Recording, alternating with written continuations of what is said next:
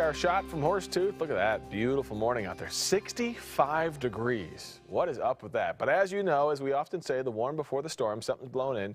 Dutra's got the details on what we're going to see tomorrow here in Colorado. That's coming up next. But first, it's the most wonderful time of the year. But it's also the most expensive. The Fox 31 Problem Solver's here to help with the gifts, the decorations, the meals. It's overwhelming, and it can be hard to keep your credit cards under control once the holidays get underway if you haven't saved away those ducats ahead of time. But there are some things you can do to make sure that you come out of this holiday season with some money left in your bank account and some sanity. Anthony Paul, financial advisor for Morgan Stanley Wealth Management, here to help us. Always a pleasure. Same here, Kurt. So here's the deal. Like a lot of people, you know, they save early, they save all year, but if you haven't saved, where do you even start?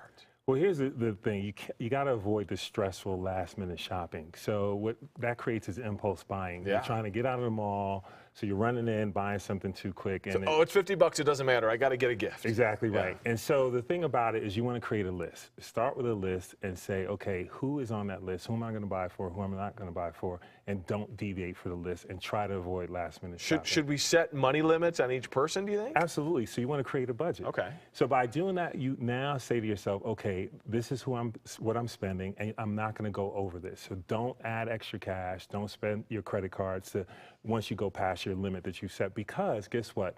That December statement, credit card statement, is coming in January. Right. It's a horrible way to start the year, raising your credit card debt. I mean, it sounds like you're saying you really have to have a plan, right? Definitely. So you got to create a plan, and you got to think strategically. So here's what that means is that, okay, so you know, it's all about resources. So if you have limited resources, does it make sense to buy gifts for 25 plus people? Right. You know, Cousin Timmy won't make the list, but he'll still love you. He gets a card. Exactly right. Give him a hug.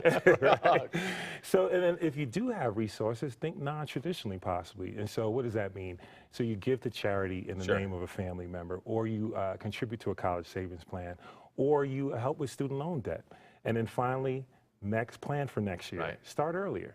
So you can now create a savings account and put cash on a monthly basis. So now you'll have next year in 2017, you'll have the cash ready, you'll have your budget set, and you'll have a plan, and then you can go hit the stores earlier than everybody else. Well, my mom always talks about this. When I was a kid, they had a Christmas club at the bank, and they would set aside a certain amount of money out of your bank account every single month, so at the end of the year, you had Christmas money. A lot of banks don't offer that anymore, but you can do that on your own, is what you're saying. Absolutely, and your mom sounds like a very smart lady. She is. She raised you. She's the best. Right, there she is.